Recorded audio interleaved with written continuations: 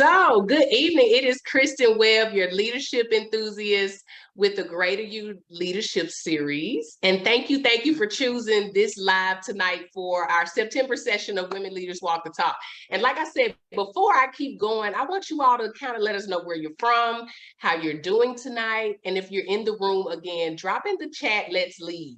I don't know if the week has been long or has been maybe moved by too quickly, or maybe somewhere in between, but just know that you are where you are supposed to be in this very moment. So drop that in the chat. We want to know how you're doing. We want to know how your day has gone. So drop let's lead in there as well. And so for those of you who are joining us for the first time, the Greater You Leadership Series hosts these Women Leaders Walk the Talk sessions every other month to help continue amplifying the voice of women leaders across a myriad of backgrounds. The Greater You Leadership Series is always looking for opportunities to spread the message of the importance of having effective leaders in place and the skills required to help individuals, teams, organizations, and communities win. So the core values of the Greater You Leadership Series. So we're built on 4 core values, and it's self-awareness, accountability, effective communication, and lastly, servant leadership. And so tonight we're going to focus on servant leadership. And you're probably asking why? Why servant leadership? And it's truly because it's one of the most critical aspects of effectively leading and truly impacting change in an authentic and selfless way. Leadership is more about selflessness than anything else. In that selflessness, and the execution of it, service comes out of it. And because of that service, you get servant leadership. And so it's jumping in, jumping over, jumping under, jumping through. It's doing whatever is necessary, whatever is required to help the team. It's never, that's not my job. It's less effective to be one of those do as I say and not as I do, or what not as I say, do not. It's the willingness to serve others. And so in my 20 plus years of public service experience, and even in most recent years, I see the real work that's done to impact the sustainability of the community I live in. And my community is no exception. Like, I think that's what's really key about public service, because public service is happening in every town, every city, every county, every state, every country. And it doesn't matter if the public service is delivered more sophisticatedly in some places or not, the mission is the same. So public service is simply the provision of services to the public in their best interest. And that was a mouthful, especially the part that says in their best interest, right? It's a mouthful, but simply services to the public is what public service is. And so when I think of public service, I think of educators, I think of firemen, I think of policemen, social security administrators, public medical professionals, even procurement professionals. That's my other hat that I like to wear, the procurement professionals. So even those. So what about you ladies, before we jump in, what are some service roles that you all can think about, public service roles or services that you think about when you think about public service? I think about those in our communities that work at the community centers, that really try to help our children have a place for them to go and learn some skills. That's a good one. That's a good one. What about you, Kelitia? What's a service or a role that you think about? Well, public housing, which is the service that I work for, that is definitely public service in more ways than you can probably imagine. So just providing, affordable housing to low income or no income individuals, from a public point of view, meaning, and I won't get too in the weeds with this, but using federal dollars, that comes with a lot of responsibility. So yes. Yeah. Absolutely. And those are really 2 great ones. So something really interesting, though, the public sector continues to be the larger employer, or the larger, I should say, employer of women than in the private sector. And while women outnumber men in the private sector in like 130 companies, it's rapidly gaining in the public sector, where where women outnumber men in like 55 nations. So I thought that was really interesting. And so in the spirit of women servant leaders, tonight I brought on some examples of what I consider to be amazing women leaders who are doing the work in public space. So we have public service representation tonight from a city, a county, and a state level. And my sister will be on hopefully this evening. And if she's not, sending all the love out to her if she's able to jump on. Awesome. But I'm excited about the diversity and the expertise that we have. So tonight we have with us Kelitia Dixon, a civil engineer and director of capital improvements with the Memphis Housing Authority. Robin Wooten, executive leader with the Department of Human Services, Child Care and Community Service Division with the state of Tennessee. And lastly, we will have on Christina Webb, seasoned educator and head track coach with the Clarksville Montgomery County Schools in Clarksville, Tennessee. And so no, you're not hearing things. I did say Christina Webb. So if she's able to jump on, it's my twin sister. And she's my big sister by 28 minutes, so I'm still the baby. But tonight I present women leaders who are truly doing the work, truly walking and putting action into motion to progress and not just talking about it. So hello, ladies, and officially good evening to you. Hello and good evening. Thank you both for joining me. I'm going to jump right in. If you've ever seen my episodes or these sessions, I always like to start with what I like to call the 5-second rule. And I'm going to count to the, I'm going to give you the question, and then in 5 seconds, I want your answer, right? So the question is, describe leadership to you in one word. 1, 2, 3, 4, 5. Intentional. Okay. I like it. Intentional. What about you, Kelitia? Servanthood. Servanthood. Is that what you said? Servanthood? Is it what you said? Servanthood? Servanthood, yes. Okay, awesome, awesome. Stay in that theme. I love it. I love it. And so I always like to ask that question, y'all, because typically it's going to be the thread of what we're going to hear from you tonight, right? Typically when we come up with the first thing that comes to mind, it's our core, it's the foundation, it's usually the most authentic thing. And so I'm looking forward to hearing more about intentionality and servanthood. And if you don't mind me asking, maybe tell us why you chose those words. Why intentional? Why servanthood? So I'll go first. So I chose intentional because I think what you have in one of your themes for your talk, your series here is women leaders walking the talk. As a leader, your words have to match your actions, so you can't just be in a position and just hold a title and not do anything with it. You have to be impactful in what you say you're going to do. You have to put in action. So that's why that's fine. That's why I chose intentional. Your words have to match, or they should match your actions. They absolutely should. I agree. Intentionality. And that's not an easy thing to do. Like, you absolutely have to be super committed and dedicated and true to yourself about it, right? I think that's the core of even being intentional, being true to yourself in the way you show up. What about you, Kelitia? Servanthood. Well, I chose that because being a servant encompasses every single thing that you're going to do in a public servant role. You have to put others' needs above your own. It's not about glamour. It's not about showcasing yourself in these roles. You literally have to dig deep and get in the trenches and produce for the best interest of the people that you serve. So it's really dirty work, and it's I like that. Yeah, it's dirty work, but it's all for the purpose of serving other people.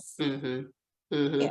I love that. And I think I snickered at it, but I really love hearing that, the authenticness of you saying that it is dirty work. It is not cute. It doesn't feel good. Most days you question, like, why am I here again? But like at your core, when you are intentional and you really want to do it for the right reason, we easily can overcome the dirt, right? Somehow we clean it all up. and make it work when we're effective with it. So I love, I don't know, the clarity in even the simple word of dirty, right? Because it really is hard work getting in the trenches and doing it. So I appreciate that. So some people, they know right off the bat they're a leader, right? Others maybe identified later on in life, through experiences. And then others are simply told that they're leaders. Some people may not realize it, and others just tell them that they are. And it's brought to their attention. But my question to you is, do you consider yourself a leader? And if so, or if not, why? Who goes first? Whoever. Okay. Double Dutch. No, but right. I'm moving on and jump right on in. I do consider myself a leader. Did I see myself as a leader? No. Not a few years ago, even when I was growing up, in high school and college, but everyone else always saw that in me. And anytime we had a group project, or anytime any type of group formation happened, when we're working on something as a team, I would always be that person to say, everybody would be like, Robin, you report out, or Robin, because I would be engaged so much in the group activity, or the group discussion, that I would ask, thought-provoking questions. And so I just looked at myself as being involved as a team player, right? But others saw something else in me. And so later on in my life, I ended up tapping into it. But initially I was like, no, I'm just doing my due diligence. Right. And I think that's the story of most leaders, but I'm gonna shut up and then I want to hear Kelitia's. What about yours? Well, I always hid from the let's see, how do I put this? I would try to hide behind somebody else. Even though I knew that even that somebody was following me. So it's only been recently that I fully embraced that I am a leader. And it's been something that I've known for forever, just like Robin. I've known that that I was a leader, but I always hid behind, like, my former boss. I hid behind him, even though I was the one driving the ship the whole time. So now that I've embraced it, I actually see myself, more effective in my role. So I like that. I like that. Once you do own it, it makes the path way easier. I love that. I made a note that said leaders are often found. Because a lot of leaders don't necessarily, not a lot, but there are leaders who don't necessarily want to be in the front, right? We want to stay in the background. Let me be the support system. Absolutely. Let me be the full servant leader, right? Don't put me in the front. Don't make me have to define the vision and share the vision, right? Yes. And be the face of the vision. But I agree that when we do kind of embrace that and take on some of those pieces that we may not really, see ourselves fully in, that we can be way more effective. It makes the job easier, right? So I love it. I love it. Good deal. So we're going to go right to what tonight's topic is about. And I want to know, what is public service to you? What is public service to you? I'll let Ms. Kelitia go. Okay. Definitely. Public service is everything to me. It drives my vision. It drives my daily activities. It drives the way I direct my team members. It drives the projects that we do. Our mission is to provide healthy, safe, and sanitary living conditions for low to no income, individuals around the city of Memphis. So what that means is, a lot of people think, Section 8, or, you're going to get a voucher or whatever. But for me, what that means is actually going in and making sure that living space is not just, safe and healthy, but modern. It's comfortable. It's, it's somewhere where if I took you into some of these that we have recently renovated, you probably say, I want to live here.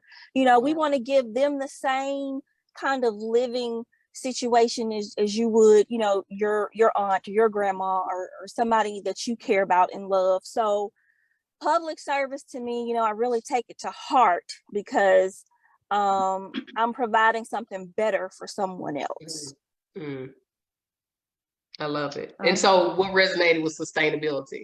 And I don't think people really pay attention to like how important it is. We flip on the lights with no thought. We walk into our homes with no thought. We get in our cars, we drive down the roads, we feel safe or unsafe, whatever the case is, but it's because of some component of public service that somebody is taking some care and vision to. Yes, so I love it. I love it. What about you, Robin? Well, for me, it's about serving the public and finding out what their need is and providing them with their need, and making that a priority for yourself as a public servant, and just not only that, but just really exhibiting a ton of compassion, because you may not be in their situation, but you want to put them in a better situation, and so you need to be very empathic. You need to have a lot of compassion. And give them resources, not just say how you need to go here, but just give them a whole lot of guidance as to how they can use those resources to help them come out of that particular need years down the road. So for me, it's just making it and just serving in a genuine way, giving people who need something from you and making that a priority in the work that you do every single day. I love it. That I hear the stewardship in that, right?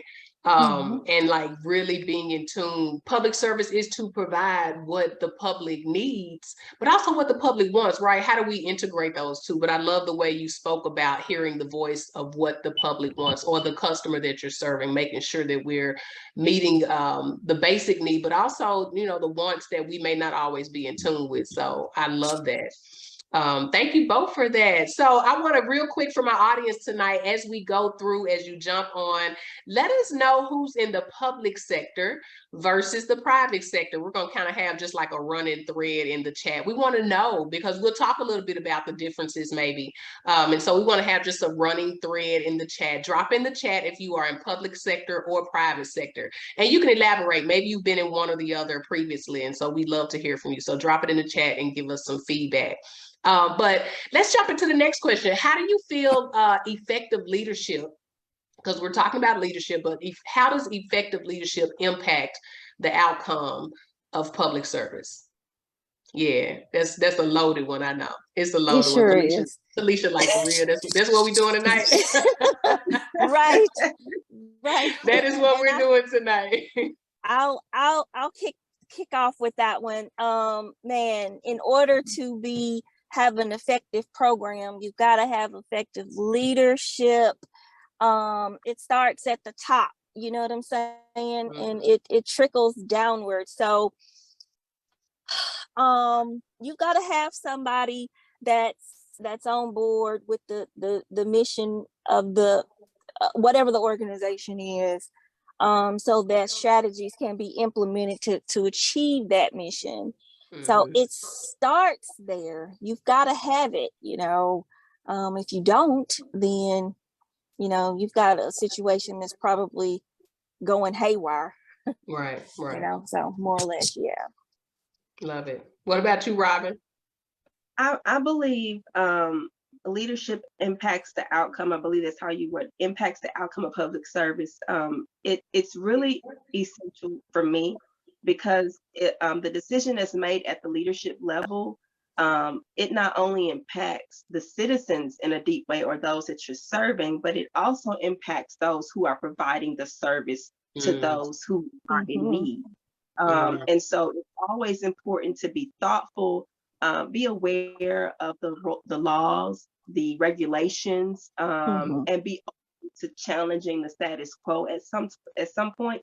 Because I know with state government, it's so ever changing. Like everything is something new coming down the pipe, come from a legislative, session, and a new law or a new rule or something like that is put into play. But if it's something that is worth changing or making better for all those involved, it's simply it's not about you being in that role and making the decision. It's about looking at how this impacts everybody involved. So if we're going to do something new, I have to train these people to be able to provide this service for those that we are serving. And so, like when I say being open to the status quo, if something is simply not working, looking at ways to make it more efficient in the long run. Did you say efficiency in public service? Did you use that word?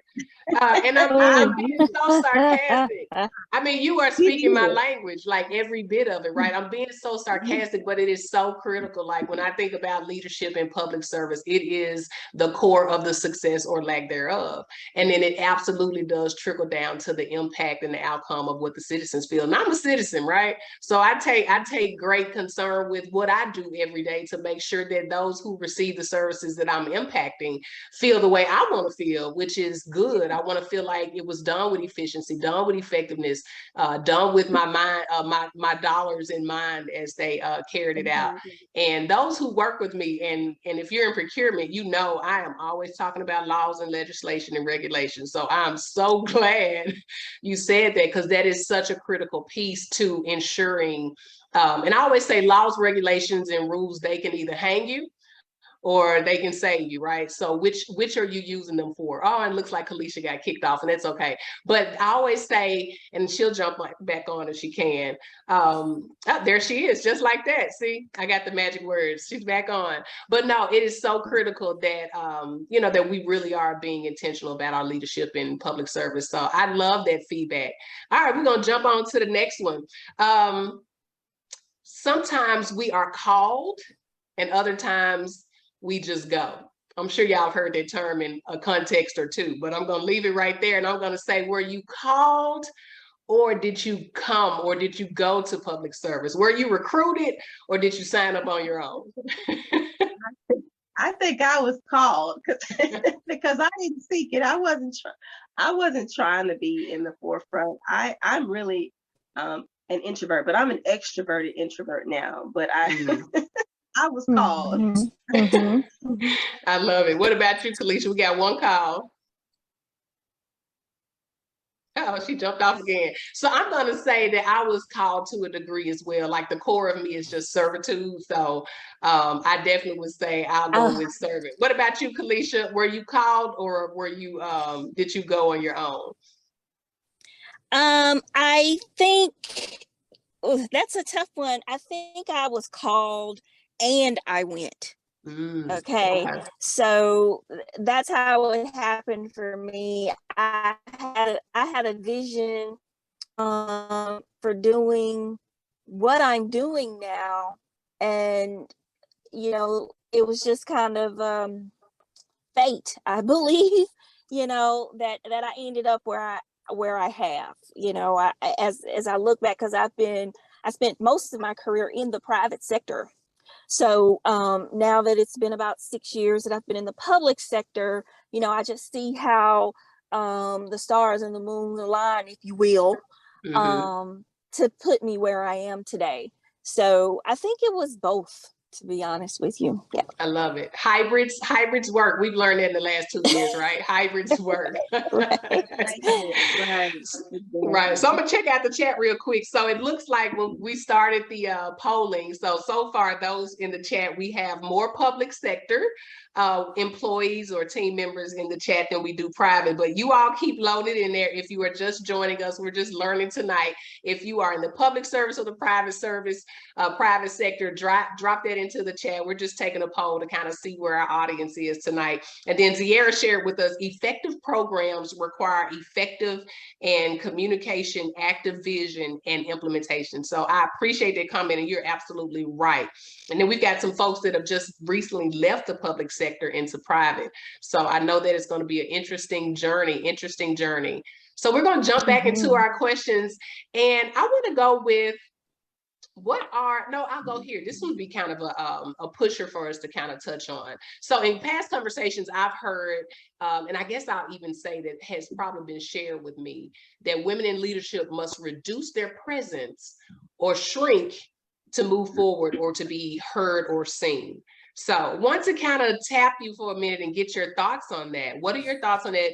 And then how do you avoid doing that subconsciously or consciously? And maybe you've never done it, but I'd love to hear your thoughts on it. I don't know if I've ever shrunk myself in my role as a leader.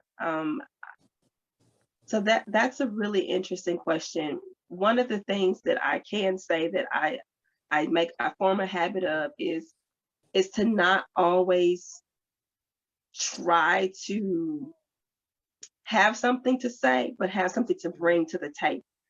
And what I mean by that is, I think in leadership sometimes when you first get into it, you're really leading by what you've seen, what you've observed other people do, until you really learn specific skills and become competent in certain areas. You develop certain competencies. And so for me, I try to make sure that I'm very observant. I take a lot of notes, but I've never said, I can't say that I have done that. So, and I may have and not realize. No, and it's not an absolute. It's not an absolute. I've in passing or in conversations or in small subtle ways, I've had or seen those conversations where people say, "Oh, you should kind of tone it down a little bit. Don't be so aggressive in your conversation," that kind of thing. Where I'm just speaking with, assertion, not necessarily too aggressive, but it's more of assertion, that kind of thing. So yeah, it's not something that you had to have experience for sure. So, and I appreciate that perspective. Absolutely. Yeah. What about you, Kelitia? Oh no, go ahead, Robin. No, but I can add to what you're saying. I have observed women that have done that, and then in talking with them, they feel as if they do have to kind of pull back on who they are. And I think culturally, as an African American woman, because we're so passionate about certain things, it may come off as if we are being a bit too extra, but we're really passionate about what we're talking about, and we're just trying to get that point through. And so I feel exactly what you're saying. And so it makes sense to me about, just shrinking. Sometimes we may not realize that we're doing it. Like I said, I never realized that I've ever done it, but now that you brought some more context to it, there have been times where I've said, okay, well, let me just sit back for a minute because I'm really anxious about this and it may come off the wrong way. So yeah, I totally get it. Awesome. What about you, Kelitia? I have absolutely been told that I'm too aggressive. And at that time though, I was working private sector engineering, consulting engineering, and so the lay of the land is a little bit different on that side. I was younger, and perhaps I don't know.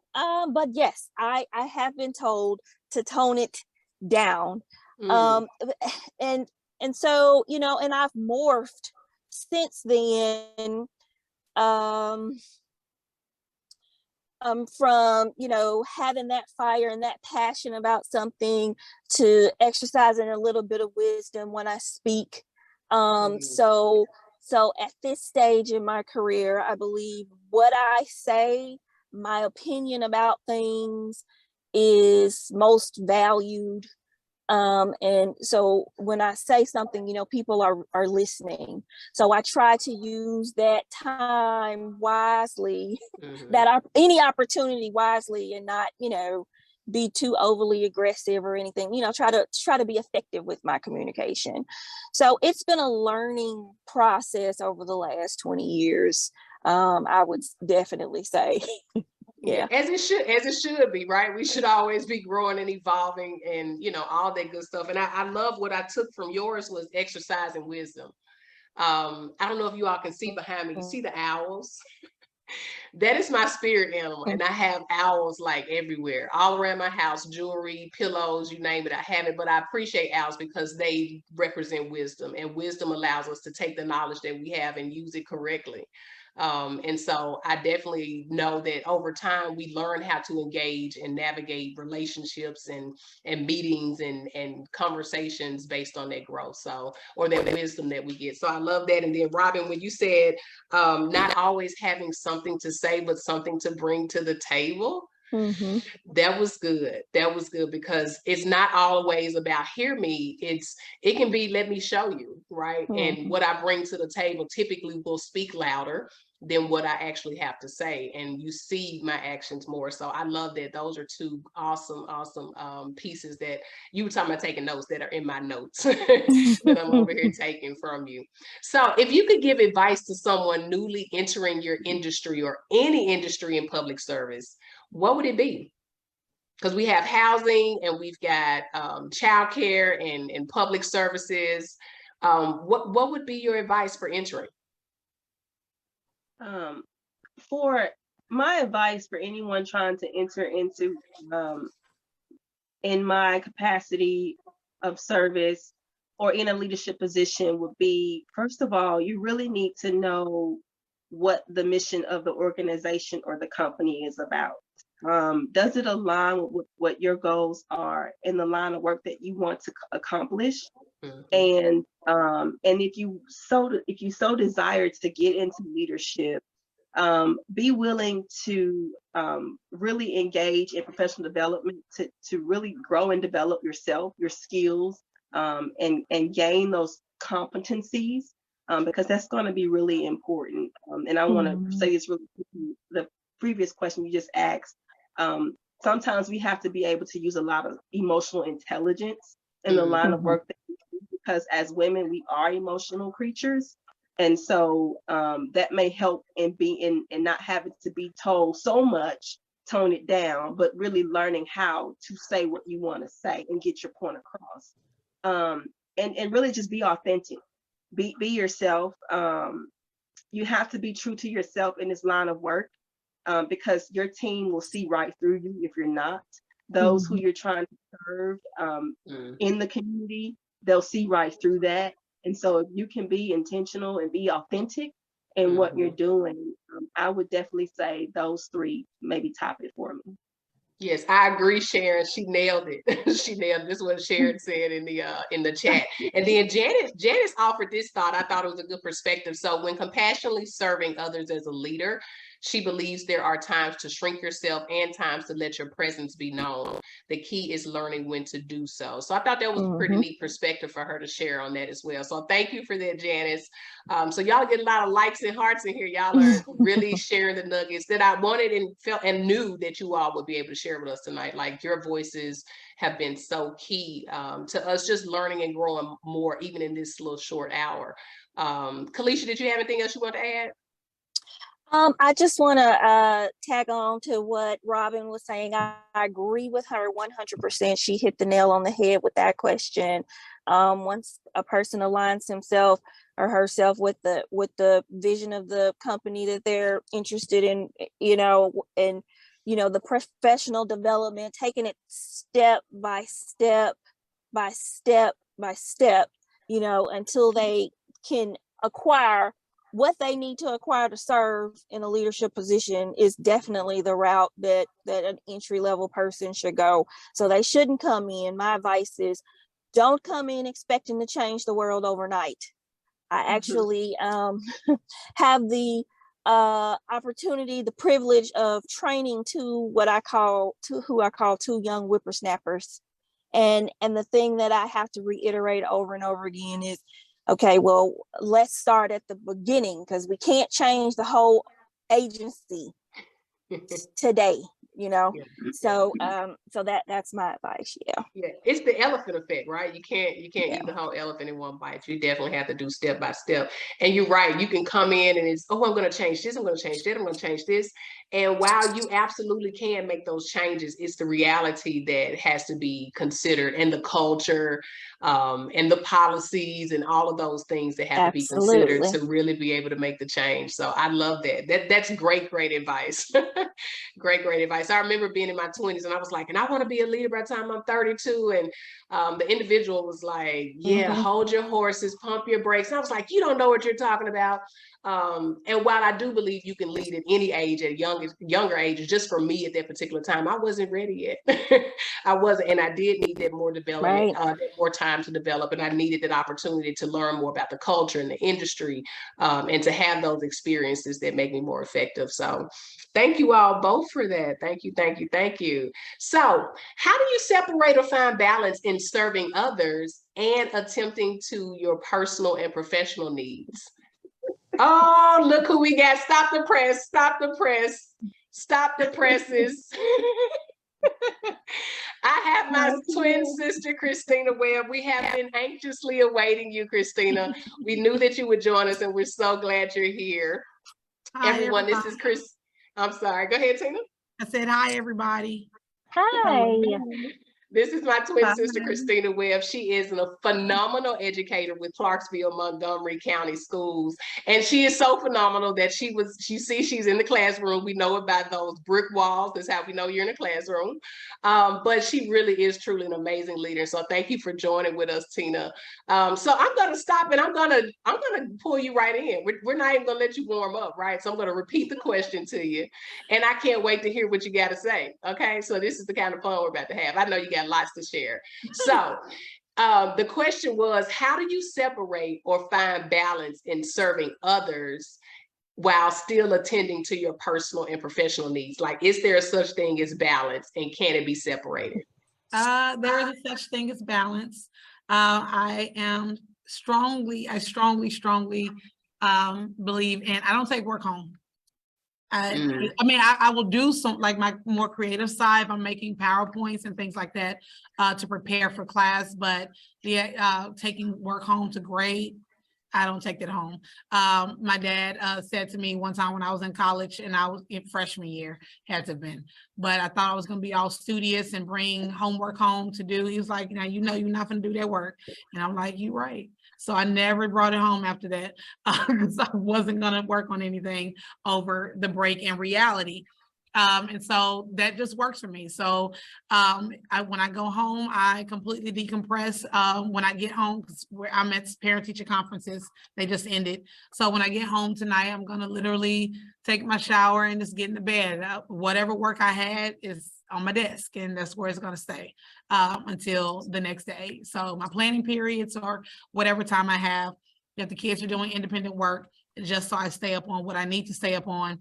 But I don't like to take things home to grade where I should be able to get off like 5 o'clock, like everybody else is off at 5 o'clock. So, you know, a lot of people feel sometimes that teachers are still working, but everyone else has a 9 to 5. I want a 9 to 5. So that's my balance. Right. I love it. And it's the boundaries. I hear the boundaries in it. Yeah. What about you, Kelitia or Robin? Yes, about the boundaries. Well, I'll jump in. I have yet to find that sweet balance. As a matter of fact, I'm at my son's football practice right now. So, I also am a grad student at the University of Arkansas, and I work full-time as a public servant. So I'm trying to still find it. I am successful at being everywhere that I'm supposed to be at the time I'm supposed to be there, but I may be, you know, frazzled when I get there just from rushing and trying to keep everything together. So it is definitely challenging. It's definitely challenging. Like Christina, I don't bring work home because there's plenty of work to do when I get there already. So I'm still looking for that balance. Yes. So to my audience, y'all drop some tips and secrets for the panel, because we need some more tips and secrets for our boundaries and creating that balance. What about you, Robin? How do you balance, or even if it's possible for you?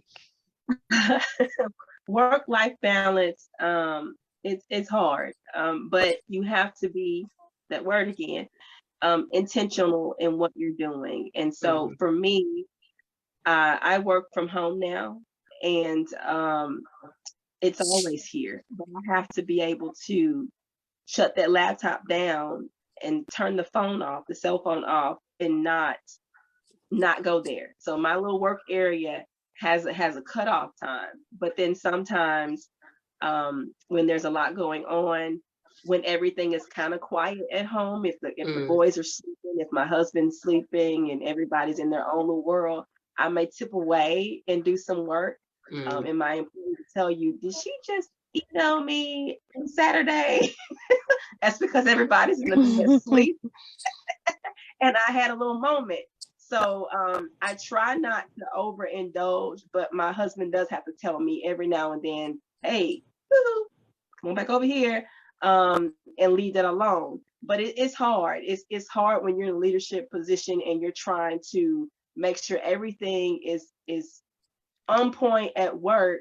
And then when you come back the next day, you don't have to pick up what you didn't do the day before. And so I make a lot of to-do lists. And so my goal is to get through my to-do list, whether it be that day or whether it be by the end of the week. But I do try to make sure that I manage my schedule and I don't allow anybody to overwhelm me with my schedule, because once I shut it down, it's down until I get back in it. But again, it's still hard for me. It's hard for me because I want to do well, and I'm kind of a slick overachiever. So I just have to knock myself up the head sometimes and say, Robin, stop and refocus. So I'm still working on it. So one of the secrets I heard you give, though, was about the accountability, right? Like your husband holds you accountable and pulls you back in, right? And so that's really key when I think about balance and trying to manage time and schedules and still be effective and successful the way we want to. It's like having that accountability. Somebody who holds you accountable outside of just yourself can always be helpful as well. So to my audience, yes, I see accountability. And Tiara said your home should definitely be a place of peace. Work belongs at work, and she put "at" in capital letters just in case we were wondering where it should be, at work. So thank you for that, Ziera. All right, so we are getting ready to kind of round this out. So I got one more question, and then we're going to get into a little fun. I always like to play a little game at the end. So what has been your most prized or considered your greatest impact you have created or been a part of in public service? I would love to, I can't wait to hear this. I can't wait. And you got to pick one, okay? I already know you got like 100, so pick one of them. I was just and in no particular order, yeah. Brag on yourself. Brag. So many things. So recently, one of the things that, and it's so many things, but one of the, and I didn't really, when you ask that question, it's like, dog, I have done a lot, but I don't really talk about what I just get involved in the work, you know. But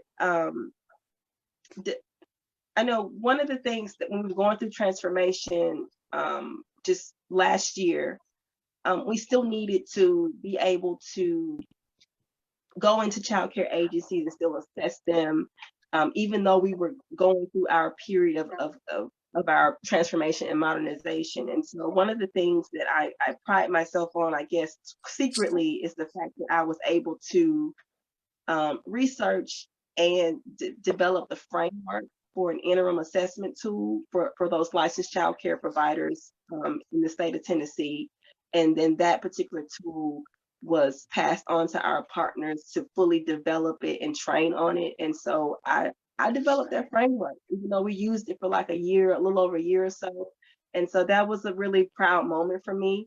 And yeah, that was pretty cool. Come on, pat yourself. Now you gotta pat yourself on the back. Come on, do it. That's what I'm talking about. Everybody gotta pat themselves on the back when you get done, okay? Because we don't do it enough. But I'm gonna tell you what word popped out to me: legacy.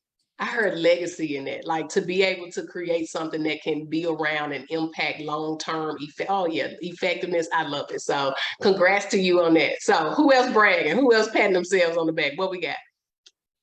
I guess I wear two hats in public service. I'm sure y'all already have talked about this amongst you guys yourselves, but as a teacher and a coach. As a teacher, I've been blessed to be a level 5 teacher. That's the highest you can be in the school system. And with the challenges that we face today, going through COVID, sometimes the kids' apathy since COVID of understanding that it's time to get back on it. You know, you still have to worry about the future. So with those challenges, oh, side note, do y'all do mess with y'all hair once y'all start getting it like braided? I can't leave it alone. It's okay. It's okay. You look wonderful. You look wonderful. No, it's like trying to keep my hands out of it. But with that, you know, still being able to maintain a level 5. And then on the coaching side of things, I have been a state champion coach. And the biggest joy of that, 2 times state champion, team state champ. Oh, I can give them the stats now. 2 times team state champion, 11-time individual state champion coach. That's awesome. That's we want to hear that. We want to hear that. Yes. So, and recently this year, and so, but the biggest joy is went to see the girls, the kids, individual success, whether they're state champions or if they go to college. I've been blessed to send at least 15 plus girls to college on athletic, or at least good enough to walk on to a program and earn a scholarship. And they've all had good grades, so student athlete. And so I've been lucky to participate in that and help in those endeavors. So those will be those achievements in public service, because as we all know, in most cases, public servants in any of our fields don't necessarily get the respect or the attention that or pay that we deserve. So you're largely doing it for the love of what you participate in, more so than any physical reward from it. So I love it. Okay, what you got to do, Tim? Now, pat yourself on the back. Thank you, thank you, thank you. Brag on yourself. And audience, y'all pat yourselves on the back too. I love it. I love it. All right, Kelitia, how are we patting you? How are we rewarding you? Well, I have to say that, okay, housing is my thing. Construction and engineering is my thing. So I have been able to use my abilities to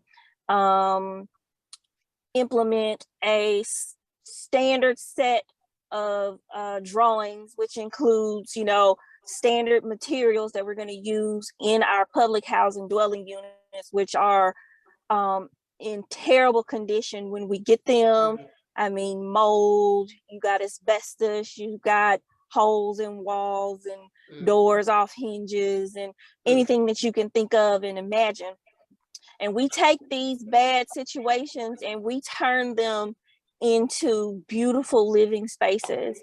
And to date, I have turned in our housing portfolio, I wish I had the total number just right off the top of my head, but somewhere in the order of over 100 of these dwelling units across this, you know, across Memphis. So, you know, and just to see the residents once they get in those new units, you know, that is something that is priceless, to see how happy and satisfied they are with their new homes. Absolutely. I love it. I love it. Creating, again, sustainability, right? Yes. Because once you have affordable and suitable housing, then we can start focusing on other things that you also want to create and have success in life. Or, you know, let me say it's better supported to a degree. So thank you all for that. Kelitia, I didn't see you. I need you to pat yourself. There we go. I want to see you pat yourself on your back. Absolutely. So we are winding down, but we still have enough time to play my favorite game that I love to play. I'm going to come up with some new ones too, but we're going to keep playing this one. It's called This or That. All right, I play it at the end of every one. So if you remember, public service announcements are often used to make the public aware of life impacting initiatives around health, environmental, fiscal, social, educational, things of that nature. And so they typically use identifiable characters or slogans, or maybe some other type of medium to help resonate the message. So tonight, we're gonna play this or that with some figures, some characters, and ideas which serve the public, all right? So without brainstorming too long, I'm gonna throw out a this or that, and I need you to choose one or the other. Just holler it out. And audience, I need you all to jump in on this too. So feel free to drop into the chat what your this or that selection is. So first up is, and I'm gonna take myself back on this one. This was a fun one for me. Smokey the Bear, only you can prevent forest fires, or Scruff McGruff, take a bite out of crime. Scruff McGruff. Scruff McGruff. Scruff McGruff. I'm with you. I'll go Scruff McGruffs, okay. And I was going for Smokey the Bear. Like, I think he was kind of first for me, so I kind of went with Smokey the Bear, but looks like we got Scruff McGruff going. All right, we got Scruff in the audience as well. So Mary McLeod Bethune, who is the former vice president of the NAACP, or Shirley Chisholm, first African-American woman elected to Congress and a founding member of the Congressional Black Caucus. Who are we going for? McLeod Bethune. Yes, McLeod Bethune. We got Mary. All Yep. Marys, not Mary J. Blige, but Mary McLeod Bethune. I wanted to go to Bethune-Cookman. You wanted to go to Bethune-Cookman College. All right. I didn't know that. Yeah. Okay. You know, Big Mama's birthday is the same day as Mary McLeod Bethune. Okay, I didn't know that. Yeah. And by the way, she's a history teacher. I don't know if she said that, y'all, so just know. And I love it. I need her for all of it. So let me see. We got Scruff, Smokey the Bear in the group. So, and then we all came up with Mary McLeod Bethune. And I'm sorry, I'm a Shirley Chisholm fan. I had to go with my girl Shirley. I love Shirley Chisholm. Yes, Mary McLeod came first, but Shirley is my girl. All right. There's no Shirley without Mary.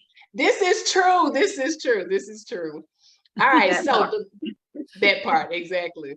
The late Ruth Bader Ginsburg, Supreme Court Justice, or Hillary Clinton? Ruth. Yeah. Y'all look at like RBG. RBG. No controversy. That's who I went with. Ruth Bader Ginsburg. Yeah. All right, so audience, you all drop yours in. I see some more Mary McLeod Bethunes in the audience. All right, so last but not least, if you had a public service announcement to make with a quote, would it be one with a what? With a quote. Oh. So I'm gonna give you the two quotes. One is "Be all you can be." Do y'all remember that one? Or "Ask not what your country can do for you, but what can you do for your country?" JFK. Which quote are you going with? Can you say the first one again? Yeah, "Be all you can be." It was what the Army used to say. It was their slogan for a while, back in like the 80s or 90s. Say "Be all you can be." Be all you can be. That's I'm gonna go with that one. Okay, what'd you say? Be all you can be. All right, we got a consensus on this one. We're gonna go with "Be all you can be" on this one.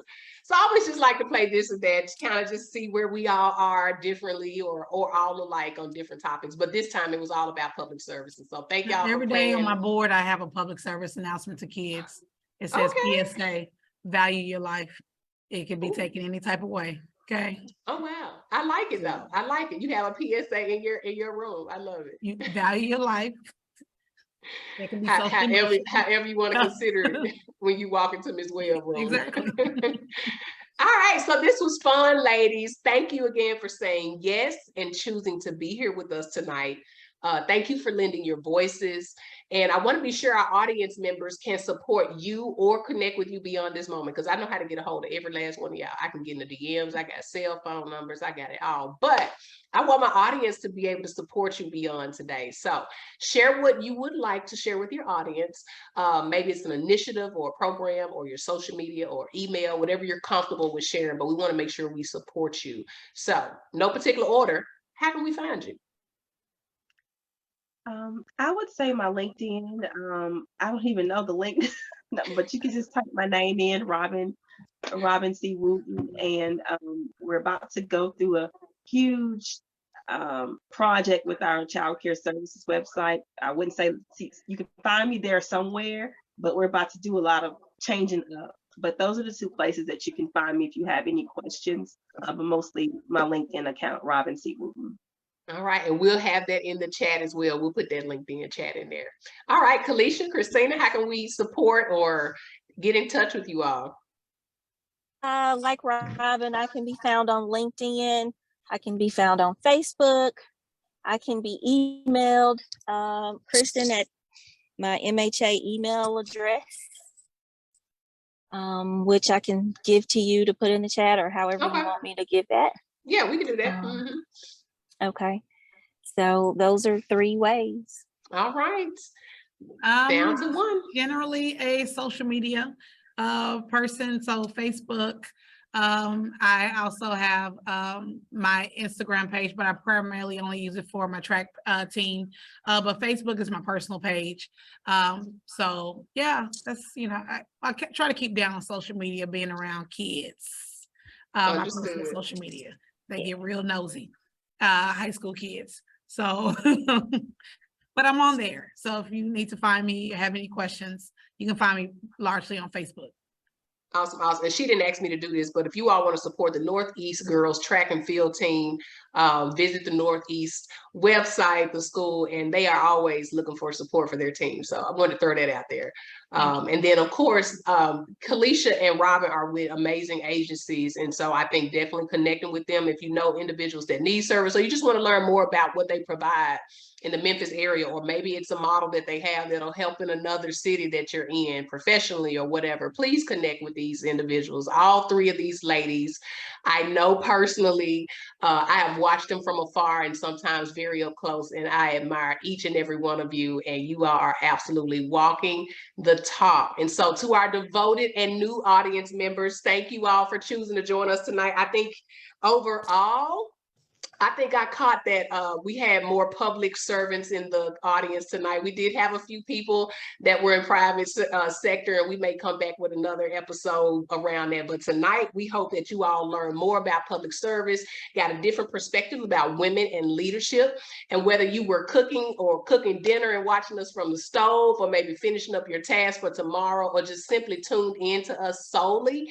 Thank you. You could have been doing anything else, so I'm so grateful. And if you enjoyed any of this or found a nugget that is helpful to your path, drop an emoji below in the chat. This is recorded. It will be available on our website and YouTube sites. So no matter where you rest in your leadership today, if you walk away with nothing else, I want you to choose to serve and choose to serve while you choose to lead. So stay connected with us here at Women Leaders Walk the Talk, and our host company, the Greater You Leadership Series. You can subscribe to our website at www.thegreateryouleadership.com, or like, follow, and share all of our social media platforms. Our handle is at The Greater You Leadership. We will be back in November. And if I come back any sooner, I'm gonna make sure I let y'all know, but we do this every other month. So we will be back in November for the next Women Leaders Walk the Talk. Stay tuned for more. And in the meantime, check out our free and paid resources to help support developing leaders from the inside out. Until next time, people, let's lead. All right.